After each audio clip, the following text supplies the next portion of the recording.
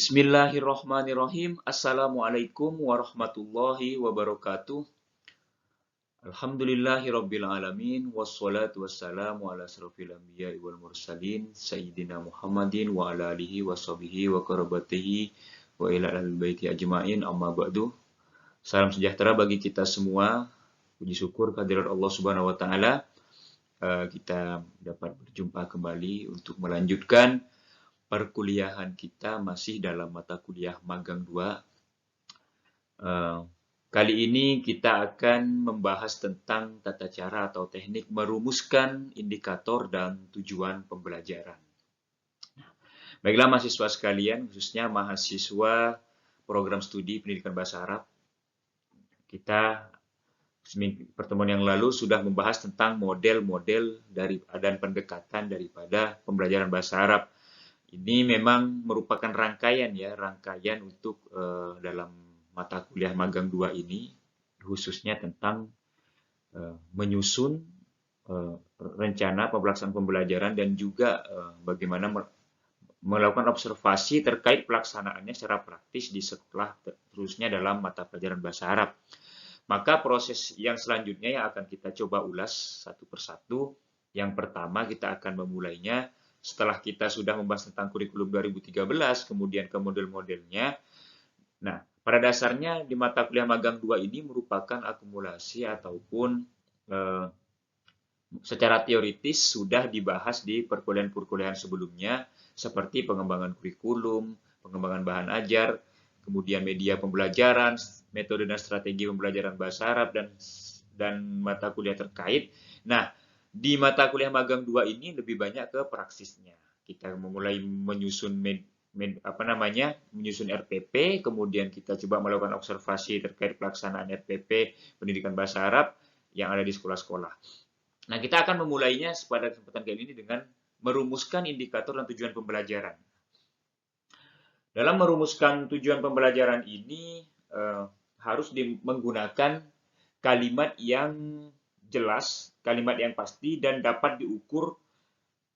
Nah, itu ya. Jadi memang dalam merumuskan tujuan pembelajaran dan indikator ini harus menggunakan kalimat ataupun kata kerja operasional yang dapat diukur aktivitasnya. Jadi tidak menggunakan sesuatu ataupun kalimat-kalimat yang justru masih umum, tetapi langsung kepada aktivitas yang dapat diukur.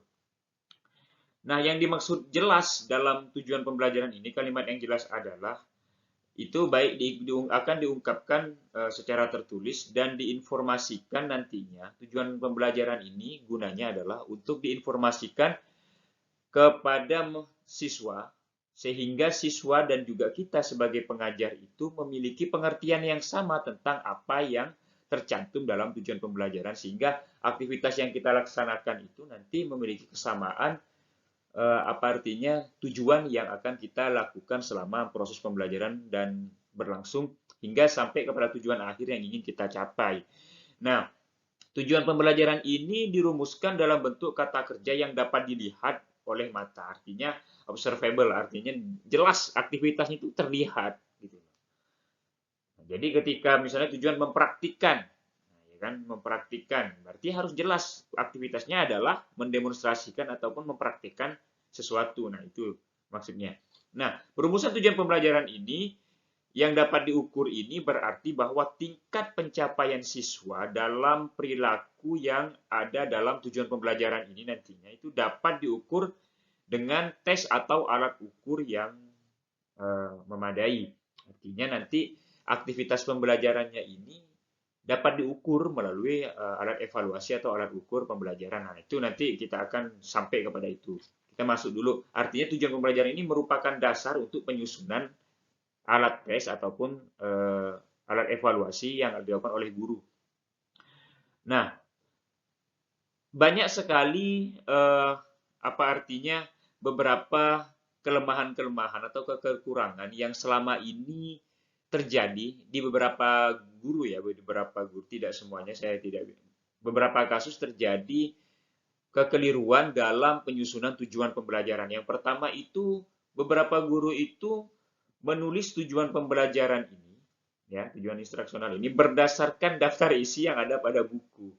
Nah, Jadi ada beberapa guru itu menulis tujuan pembelajaran itu acuannya adalah buku paket yang ada. Nah, jadi apa saja yang dituliskan dalam buku paket itu justru itu yang menjadi dasar tujuan pembelajaran. Nah, ini kekeliruan-kekeliruan yang terjadi. Nah, sebenarnya yang harus dilakukan adalah buku paket itu adalah atau buku atau materi ajar itu mengikuti tujuan pembelajaran, bukan sebaliknya. Terbalik tuh, kalau kita sebagai guru merumuskan tujuan pembelajaran atau indikator dan tujuan pembelajaran ini berdasarkan buku paket, justru keliru. Justru sebenarnya buku paket itu atau materi-materi pembelajaran itu ada karena adanya tujuan pembelajaran terlebih dahulu atau indikator terlebih dahulu yang ada. Buku paket yang ada di pasaran ini adalah sebagai panduan saja, artinya membantu kita sebagai guru. Tetapi yang kemudian perumusan materi ajar yang sebenarnya itu ada di tangan guru melalui indikator dan tujuan pembelajaran yang disusun. Jadi jangan kebalik ya. Nah, yang kedua itu banyak sekali guru, beberapa guru itu merumuskan tujuan pembelajaran setelah selesai ditulis itu hanya menjadi dokumen saja yang tersimpan di atas meja kerja kita. Nah, ya kan?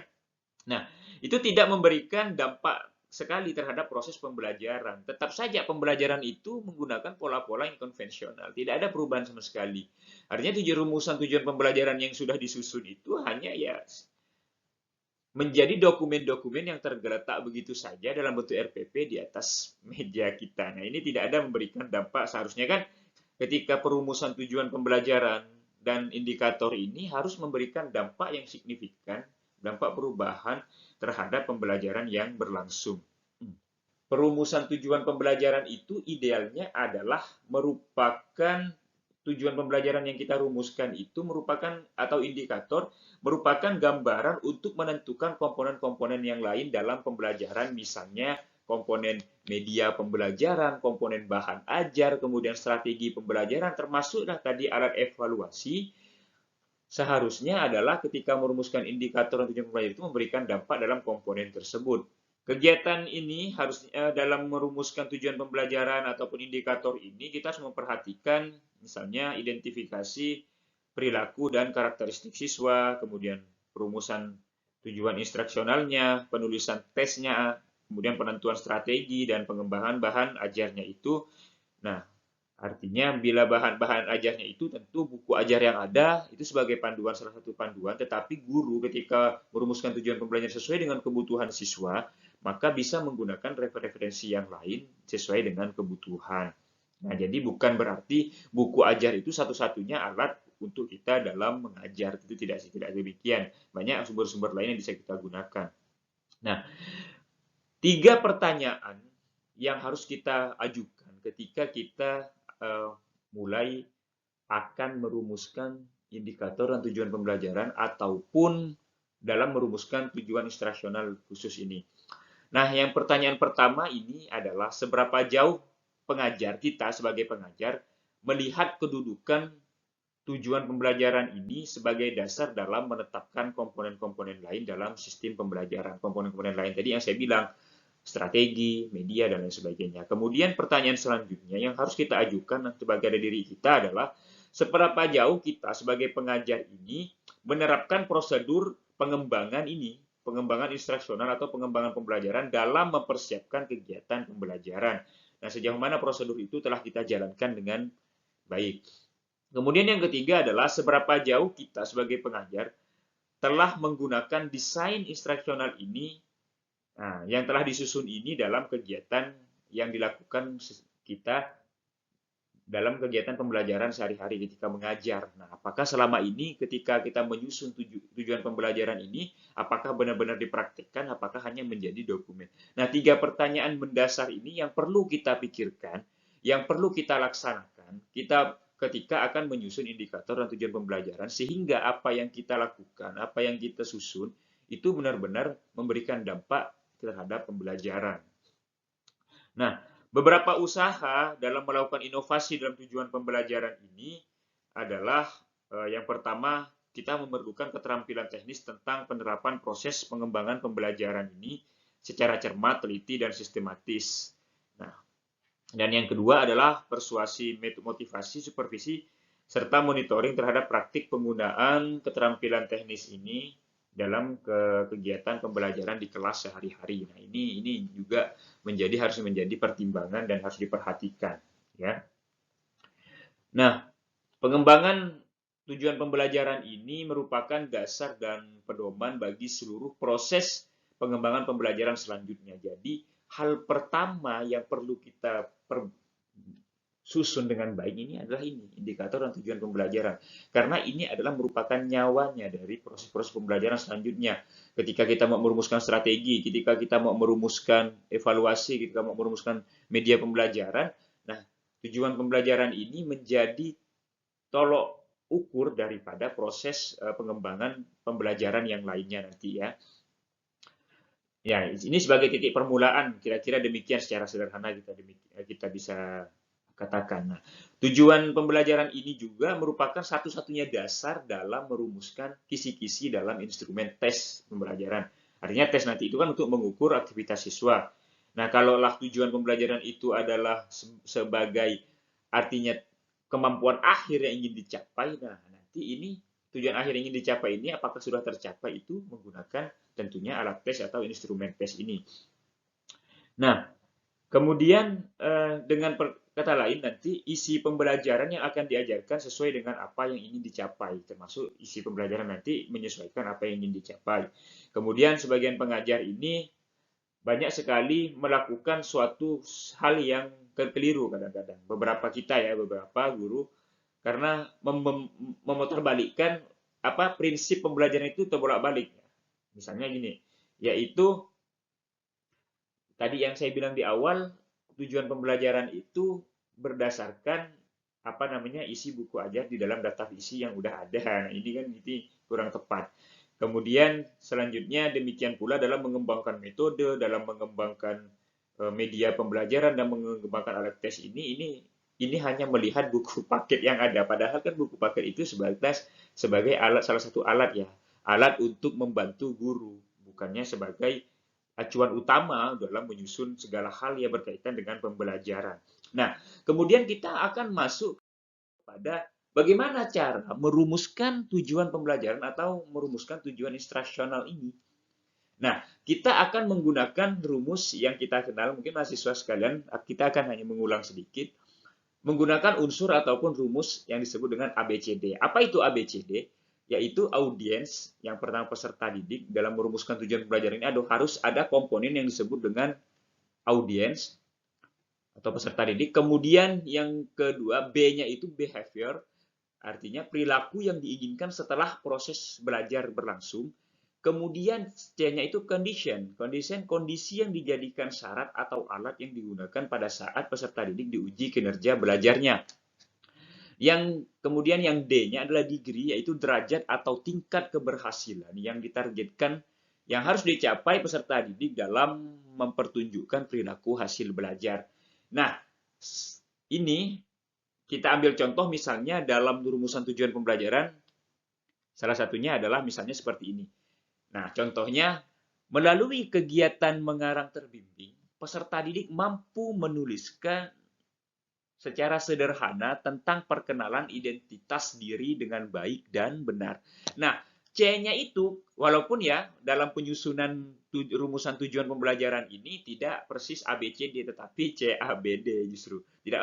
Maksudnya adalah ABCD itu adalah komponen-komponennya, tetapi mungkin urutannya itu tidak persis ABCD. Nah, C-nya itu apa yang tadi disebutkan? Kondisi yang dijadikan syarat alat ukur, yaitu kinerja belajar. Berarti C-nya itu adalah kondisi belajar yang kita akan berikan, yaitu melalui kegiatan mengarang. Berarti nanti kegiatan pembelajarannya itu dalam bentuk kegiatan mengarang terbimbing.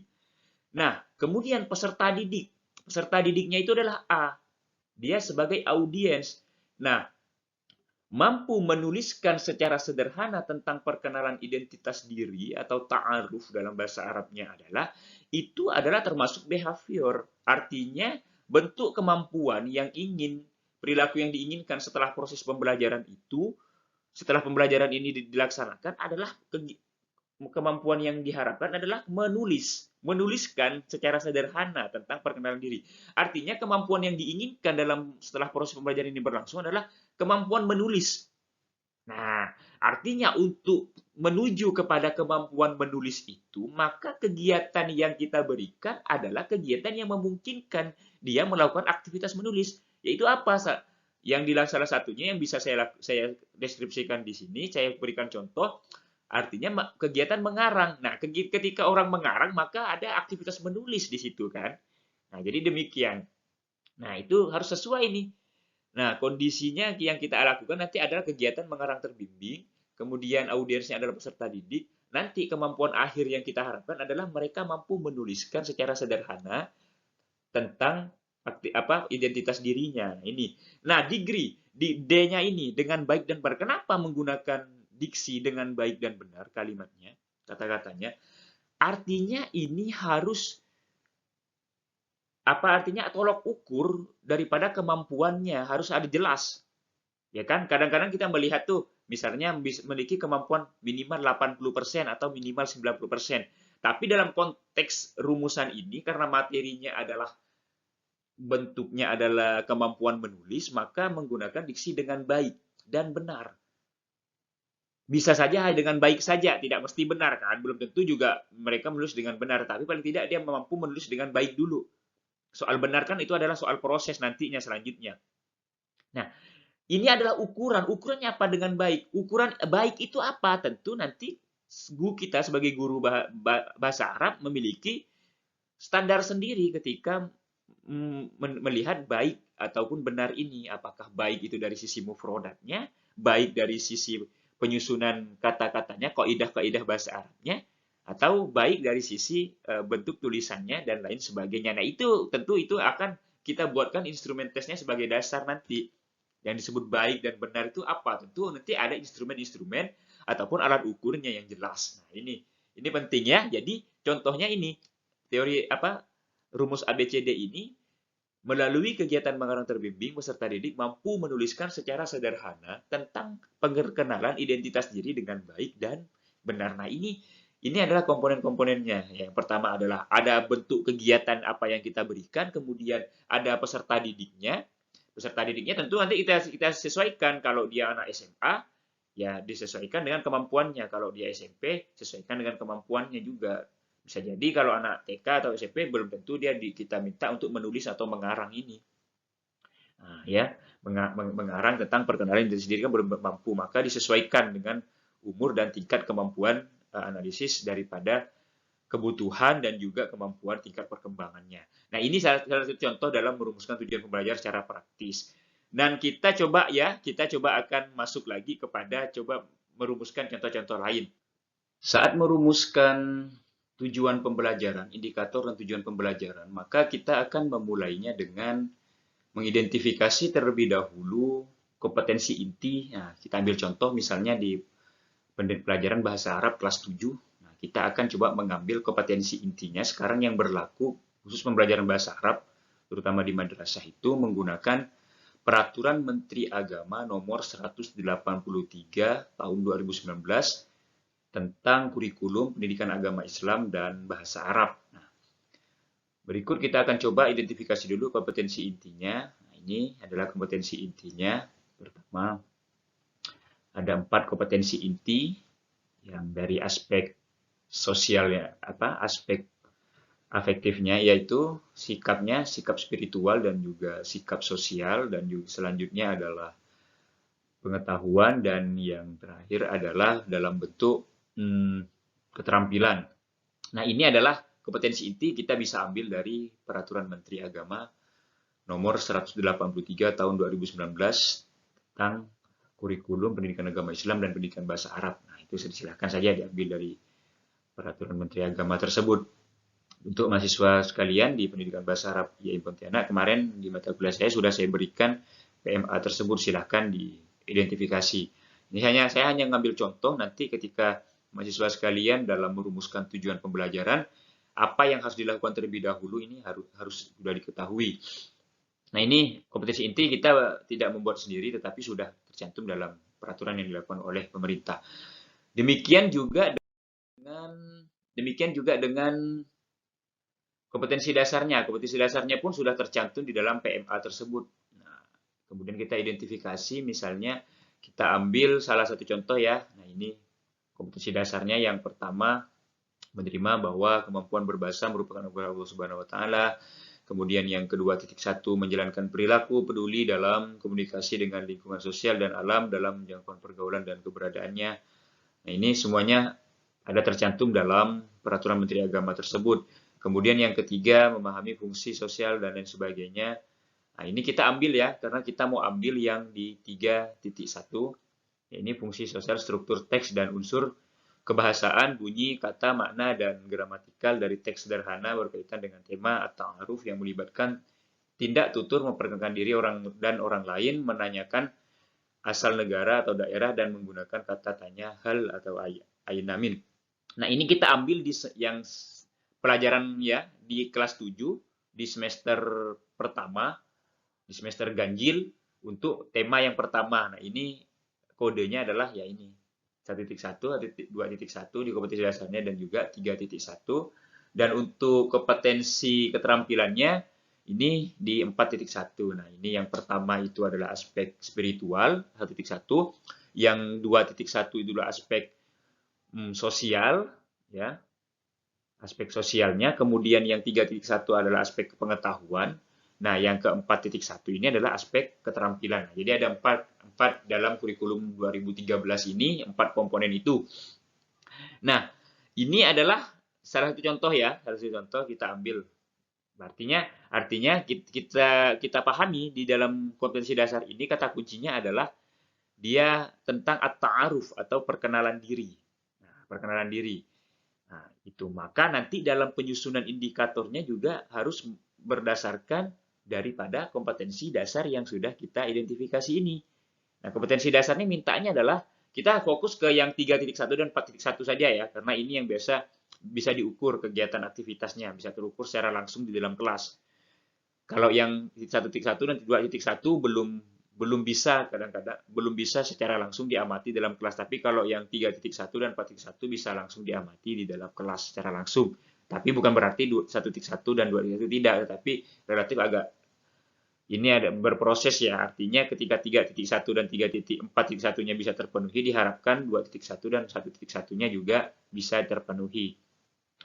Artinya kata kuncinya di sini adalah belajar tentang bunyi, kata, makna, dan gramatikal. Nah, ini yang di dalam kurung itu menjadi pusat perhatian kita. Ya, ini temanya adalah tentang perkenalan diri.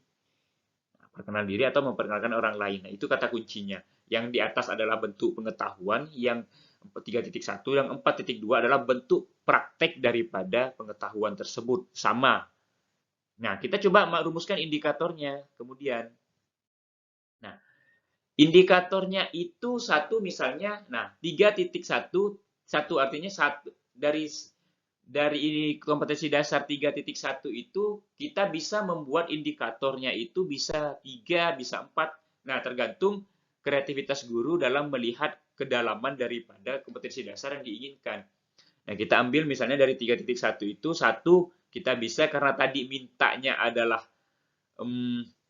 membunyikan kosakata, membunyikan bahasa itu, berarti indikatornya adalah melafazkan bunyi kosakata yang didengar tentang at-ta'aruf.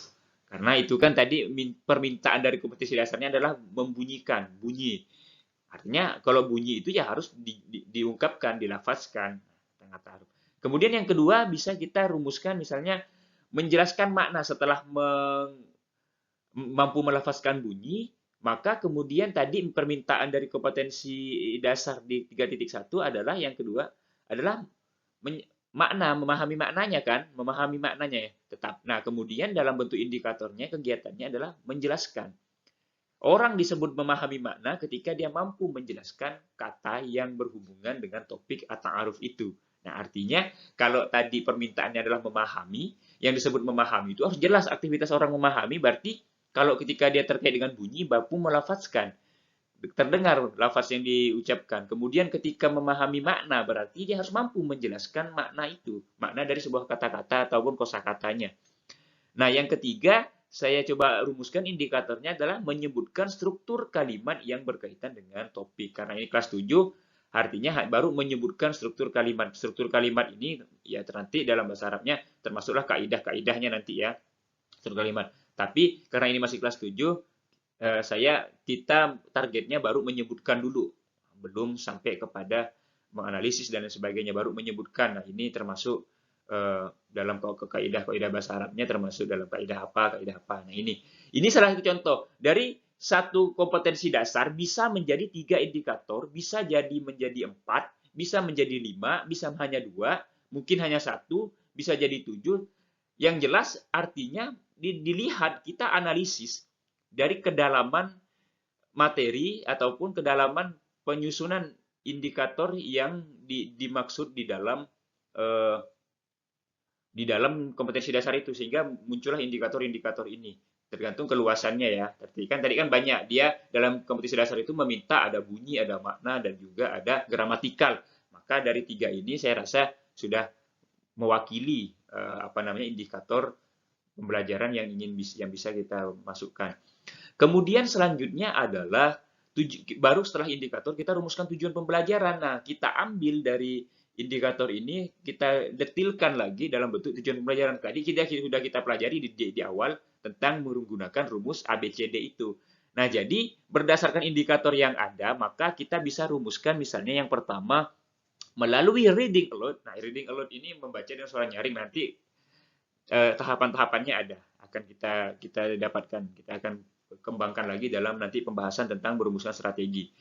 Nah, peserta didik mampu melafazkan bunyi kata bahasa Arab tentang at-ta'aruf dengan baik dan benar. Nah, artinya melafazkan bunyi kata. Misalnya nanti tentang at-ta'aruf itu tentang profesi, ada juga tentang alamat, ada juga nanti tentang nama kita, di mana kita berasal, nah ya kan, nama orang tua dan lain sebagainya. Artinya itu mampu membunyikan dengan baik dulu. Misalnya ana tilmizun ismi Budiono.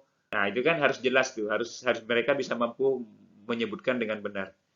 Nah, misalnya ya itu salah satu contohnya. Ini artinya reading aloud ini nanti seperti apa? Nanti kita akan bahkan masuk ke pembahasan selanjutnya. Aktivitasnya adalah dalam bentuk itu. Artinya aktivitas membaca yang kemudian memungkinkan dia mampu melafazkan sebuah bunyi. Nah, ini harus jelas nih. Nah, tadi melalui reading aloud ini adalah C-nya, condition-nya. Peserta didik adalah audiensnya, mampu melafazkan bunyi kata bahasa Arab tentang at-ta'aruf atau tentang perkenalan diri. Ini adalah behaviornya atau kemampuan yang ingin diharapkan, yaitu mampu melafazkan bunyi. Kemudian dengan baik dan benar itu adalah degree-nya ataupun bentuk standarisasinya sampai mana nanti yang ingin. Nah, kemudian melalui make a match, peserta didik mampu menemukan makna bahasa Arab tentang at-ta'aruf dengan baik dan benar. Make a match ini adalah menentukan nanti strateginya itu artinya menentukan kegiatan mencocokkan ya, kalau gambar ini misalnya profesinya disebut apa bahasa Arabnya. Nah, itu nanti kita akan perdalam di strategi. Artinya ini aktivitas condition yang ingin dilakukan. Nah, condition ini harus mampu menunjang daripada tujuan akhir, yaitu menemukan makna ini. Artinya adalah condition itu harus menunjang daripada behavior ataupun tujuan akhir daripada kemampuan yang ingin dicapai. Kan tidak mungkin kan tujuan akhirnya ingin mempraktikkan, tetapi kegiatan strateginya itu atau aktivitas yang kondisi yang dimungkinkan itu hanya menggunakan kegiatan-kegiatan yang sifatnya ceramah. Padahal misalnya behaviornya itu inginnya adalah mereka mendemonstrasikan misalnya. Berarti artinya condition itu harus menunjang aktivitas untuk daripada behavior ini, harus sejalan.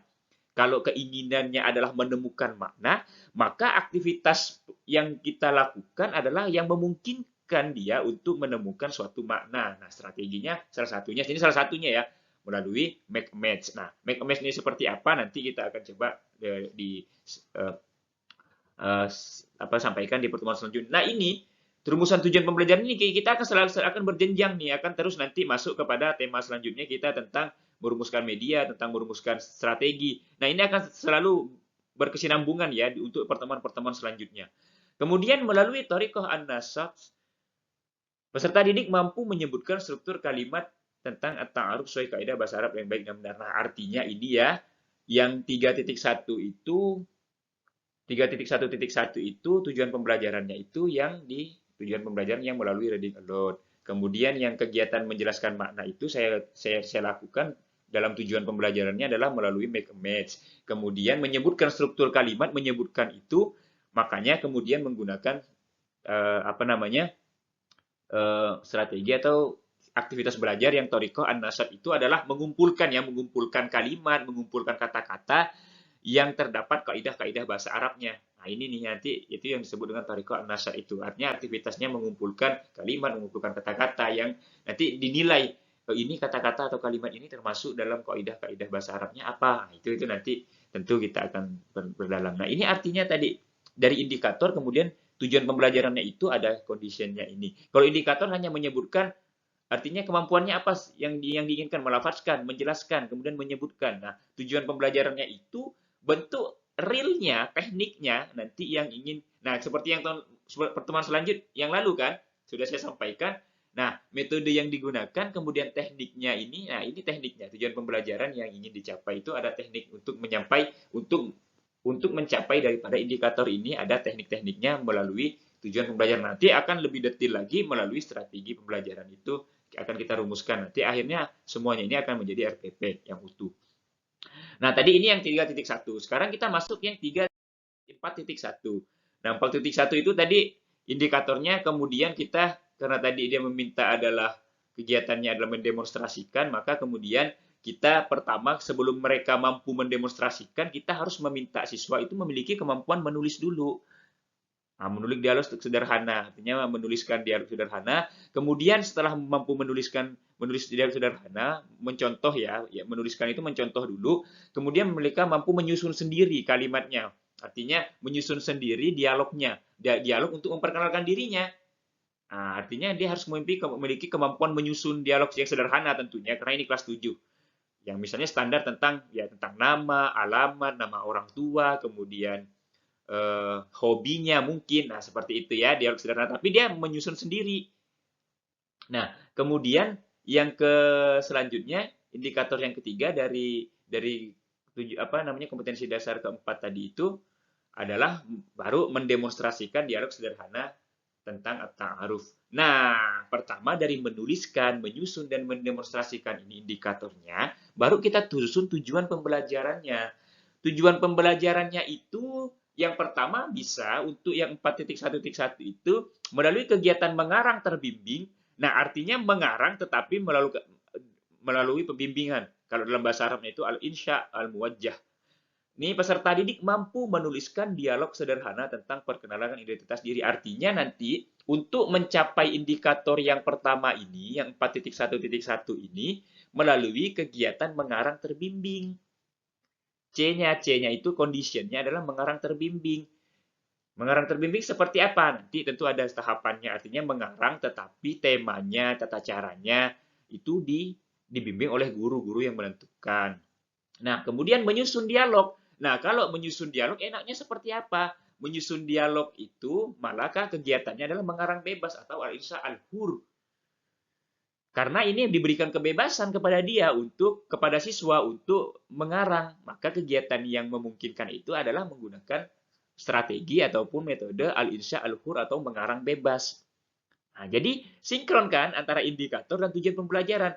Indikatornya adalah kegiatan bentuk kemampuannya yang diinginkan, maka tujuan pembelajaran itu lebih kepada metode atau strategi untuk mencapai daripada indikator. Nah, dari indikator ini yang 3 bisa jadi nanti tujuan pembelajarannya jadi 4, 5, dan lain sebagainya, tergantung keluasan materi yang menurut mahasiswa diinginkan atau menurut guru. Nah, terus yang ketiga, agar dia bisa mendemonstrasikan dialog, ada melalui tamsiliyah, bahasa ini mendemonstrasikan. Tamsiliyah itu artinya bentuknya dia maju ke depan kelas, menceritakan apa yang telah ditulisnya itu, perkenalan langsung, tapi ngomong di depan kelas. Ana Ismi Budiono. Nah, kan seperti itu kan, dan lain dan seterusnya dan seterusnya. Dan nanti tentu kalian yang lebih Itu. Jadi kalau dia menginginkan aktivitasnya adalah mendemonstrasikan, mempraktikkan, maka kondisinya atau kegiatan belajarnya yang kita harapkan, yang harus kita berikan adalah yang memungkinkan dia untuk langsung mendemonstrasikan atau mempraktekkan langsung aktivitas ataupun kemampuan yang menunjukkan dia mampu mendemonstrasikan, mampu mempraktekkan secara nyata daripada materi ajar yang diinginkan. Nah, jadi ini mahasiswa sekalian bisa menjadi panduan, ya ini sekedar panduan, nanti tentu ini hanya memberikan contoh sedikit saja. Nah, atau tidak contoh sedikit saja tentang bagaimana merumuskan indikator dan tujuan pembelajaran. Nah, tadi kan at-ta'aruf itu kemudian bisa kita perlebar lagi apakah identitas diri atau kita mungkin peserta didik mampu tentang perkenalan, tentang hobi, dan lain sebagainya. Itu bisa dari at-ta'aruf itu kan banyak komponennya. Dia bisa orang itu memperkenalkan hobinya, memperkenalkan aktivitasnya, pekerjaannya. Nah, itu tergantung daripada nanti penafsiran guru yang diinginkan, bukan ya yang diinginkan nanti tentu tetap mengacu kepada kompetensi dasar dan kompetensi dasar yang menjadi tolak ukur utama dalam menentukan indikator dan tujuan belajar tidak keluar daripada itu.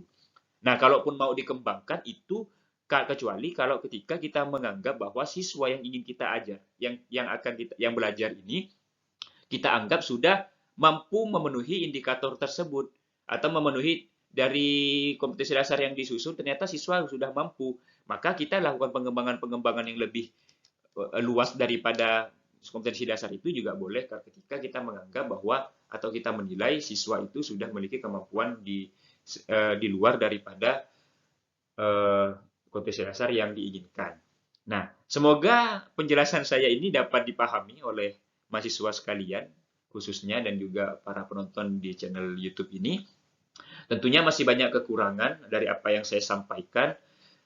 Saya berharap kritik dan saran dari mahasiswa dan juga penonton dari channel YouTube ini. Semoga bermanfaat bagi kita semua. Mohon maaf apabila ada salah kata dan sikap saya selama penyampaian materi ini berlangsung.